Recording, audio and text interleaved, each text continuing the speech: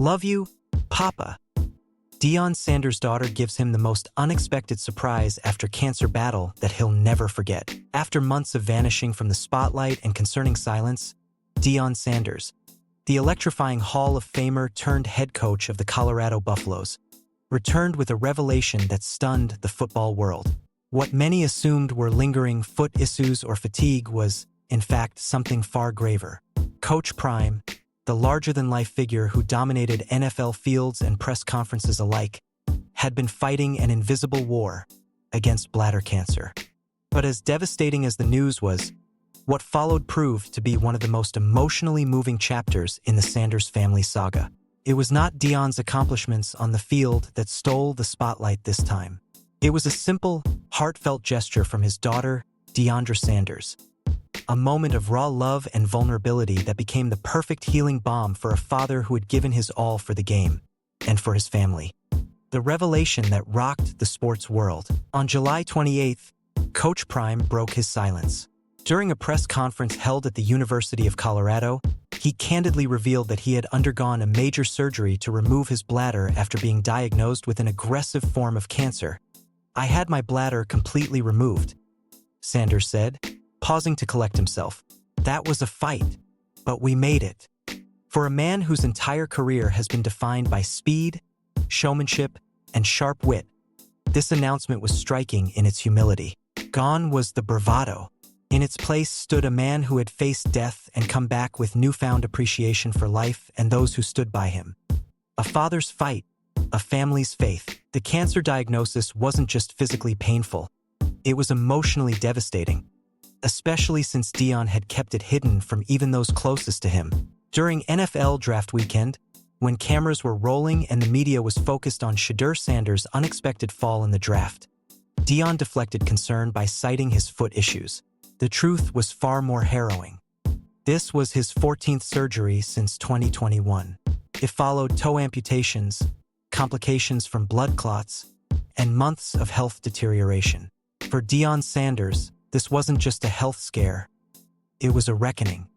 And yet, through every hospital room, sleepless night, and painful injection, one constant remained: his family.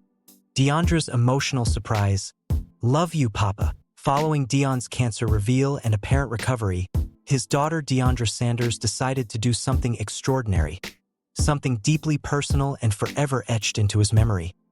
She shared a heartfelt tribute on the Instagram account of Deion's grandson, Snow, her baby boy and Deion's pride and joy.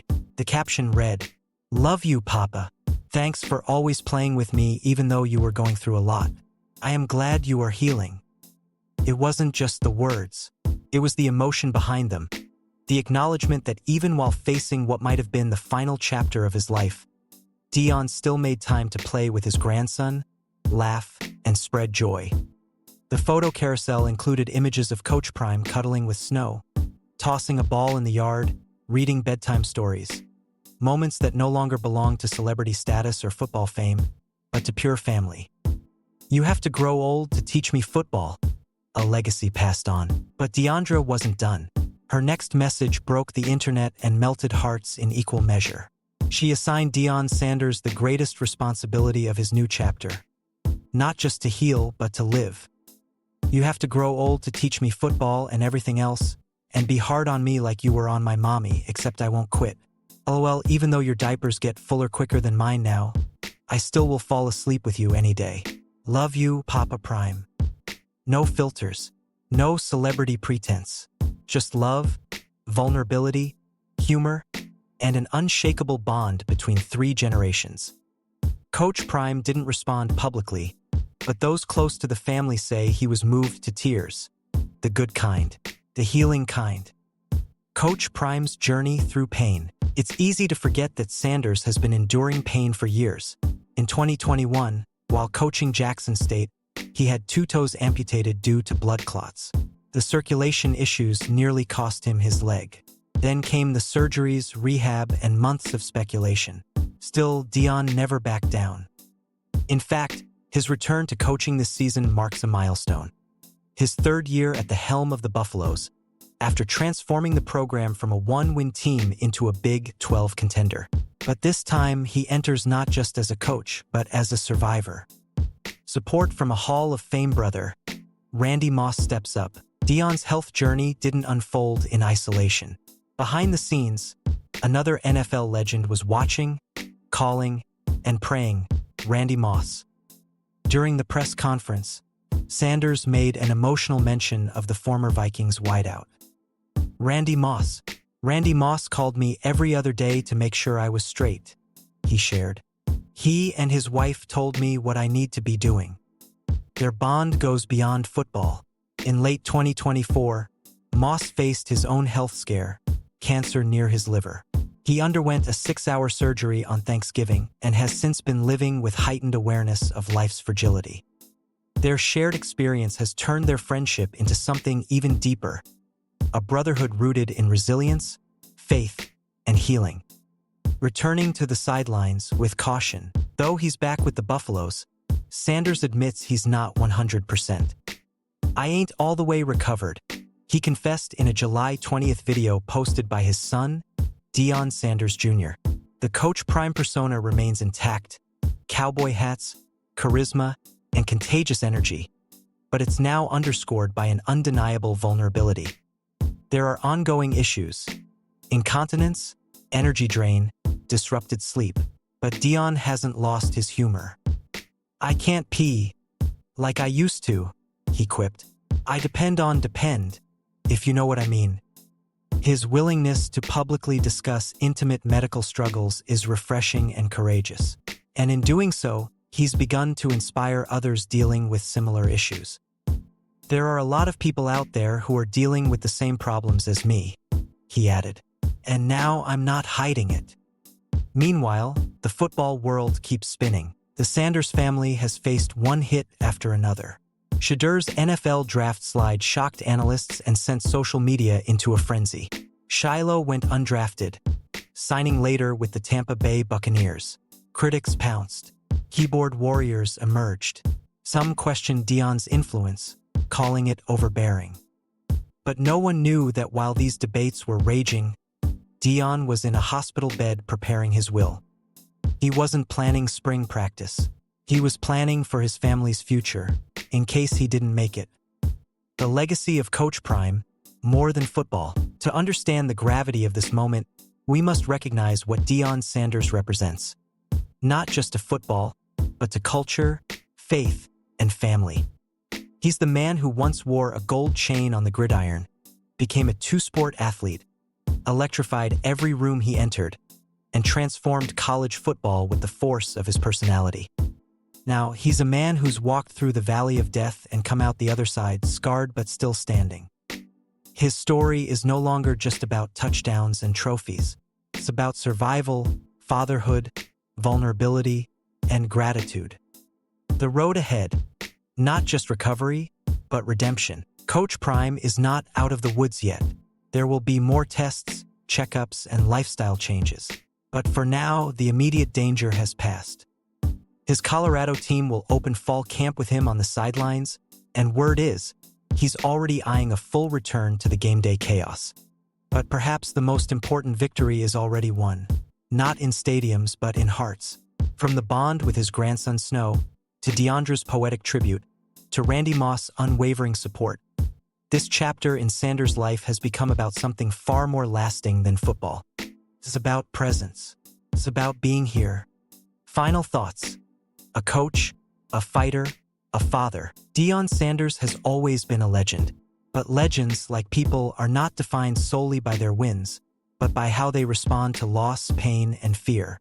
His story isn't just about comeback. It's about love, about being real, about fighting silently for the people you love most, even when the world doesn't know what you're going through.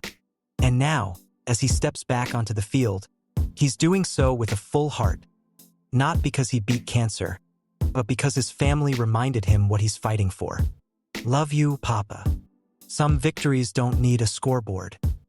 Kevin Stefanski to hand Shaduer Sanders the QB1 reins as Jimmy Hasslam distances himself from draft pick. Inside the Browns' quarterback shakeup, the quarterback carousel in Cleveland just took another dizzying turn, and this time, all eyes are locked on rookie Shaduer Sanders. Just 3 months ago, the Browns' decision to use their fifth-round pick on the Colorado star was met with both curiosity and skepticism. Was it a bold football move or a PR-driven headline grab? Was Shaduer even part of the original plan? Now, in the wake of a bombshell admission from team owner Jimmy Hasslam and mounting support from insiders, head coach Kevin Stefanski appears ready to give Sanders the reins as Cleveland's QB1, either immediately or sooner than expected. And with Hasslam placing the burden squarely on GM Andrew Berry, the pressure on the rookie has reached new heights. From afterthought to contender, the Shaduer-Sanders saga unfolds. It was a headline that raised more eyebrows than cheers when the Cleveland Browns selected Shaduer-Sanders with the 146th overall pick in the 2025 NFL Draft. A fifth-round quarterback with superstar lineage, the son of Hall of Famer and Colorado head coach Deion Coach Prime Sanders. Shaduer entered the NFL surrounded by questions, praise, and controversy.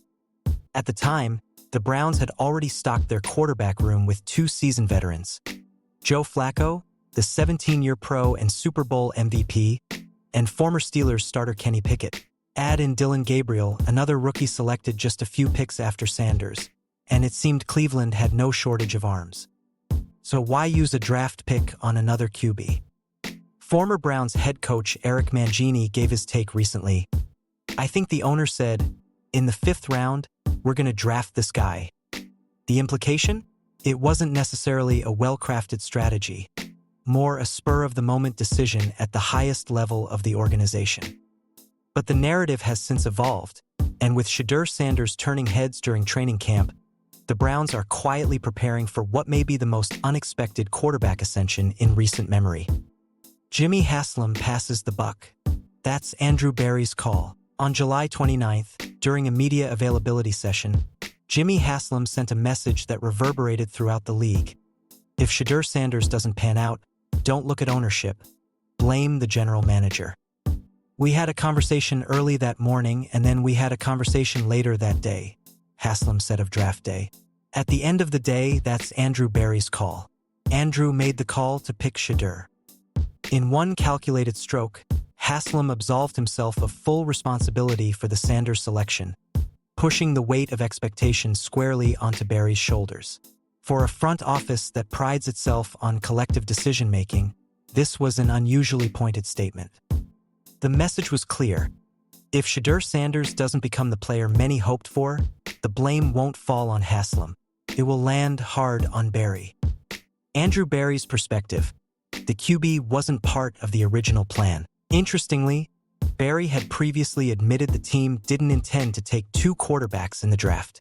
But when Sanders, a player projected by some as a day 2 talent, slipped into the 5th round, the value was too enticing to ignore. "We do believe in best player available," Berry said in April, "and we didn't necessarily expect him to be available in the 5th round."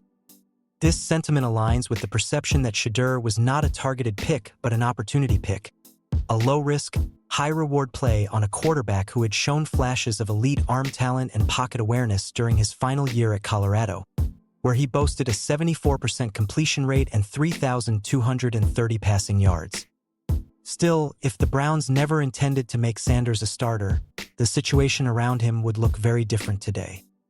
Ken Carman: "I think we'll eventually get our chance." The tide of opinion inside Cleveland is changing rapidly, and no voice has articulated that shift better than Ken Carman, a host at 92.3 The Fan and an established Browns insider. Speaking during the July 29th episode of The Ken Carman Show with Anthony Lima, Carman provided the most direct hint yet at Shaduer's pending promotion. "I don't need to see him with the ones in the first week of training camp. I'm sure we'll have our game at some point where Shaduer is going to start," he said. Carman also dismissed speculation that the team might move on from Sanders before the season begins. "I don't think he's going to get cut.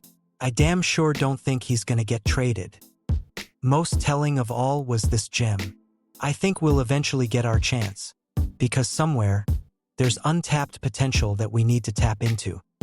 That last line was interpreted by many as echoing Kevin Stefanski's current mindset.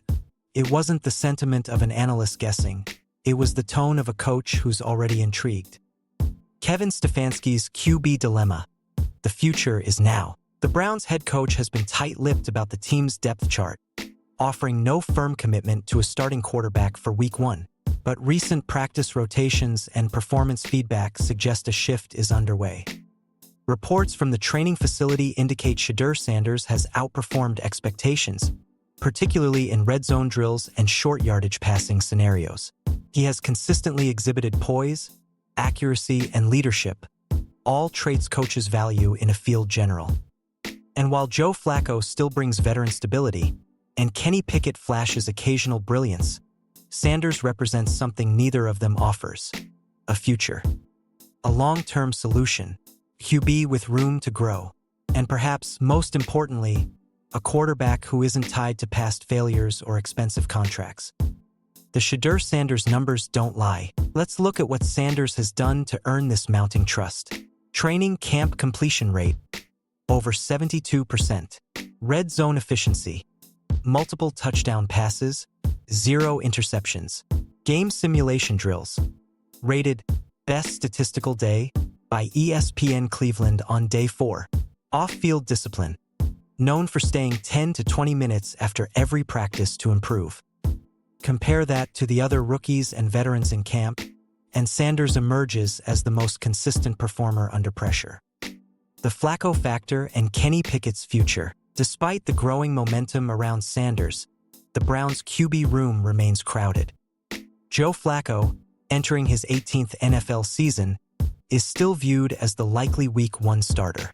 His experience is invaluable, but he's also admitted in interviews that he doesn't intend to serve as a backup long-term. Kenny Pickett, on the other hand, is fighting to revive a career that derailed quickly in Pittsburgh. While he has a higher pedigree than Sanders, he's struggled with consistency. The question for Stefanski becomes this: does he play it safe and stick with the veterans, or embrace the unknown and gamble on greatness? Dylan Gabriel, the forgotten factor. Lost in the chaos is Dylan Gabriel, the other rookie QB drafted by Cleveland just hours after Sanders. While Gabriel brings his own set of skills, mobility, short game passing, and high football IQ, he's clearly fallen behind in the pecking order. Recent practices have seen Gabriel miss key throws and commit avoidable errors, including a red zone interception to Cameron Mitchell that ended one of his better drives. At this point, it seems Gabriel is in a fight just to make the final roster. A franchise in transition, legacy, ego, and redemption. For the Browns, the quarterback position has long been a carousel of chaos. From Brady Quinn to Johnny Manziel to Baker Mayfield to Deshaun Watson, the franchise has thrown draft picks and dollars at the position with little long-term success. In Shaduer Sanders, they may finally have a chance to build something sustainable. Not because of his father's name, but because of his work ethic, skill set, and unwavering desire to prove the doubters wrong. Ironically, it may be the quarterback who arrived with the most media baggage who ultimately brings stability to the position. Final thoughts. The decision awaits. The Browns are approaching a tipping point. Kevin Stefanski, once criticized for being too conservative in personnel decisions, now faces a moment of boldness. He can stick with the safe play, Flacco and Pickett, or lean into the future with Sanders. Jimmy Hasslam has already distanced himself. Andrew Berry's legacy could hang in the balance. And Shaduer Sanders? He's just waiting for the snap. In the words of Ken Carman, I think we'll eventually get our chance. The only question now is, how soon?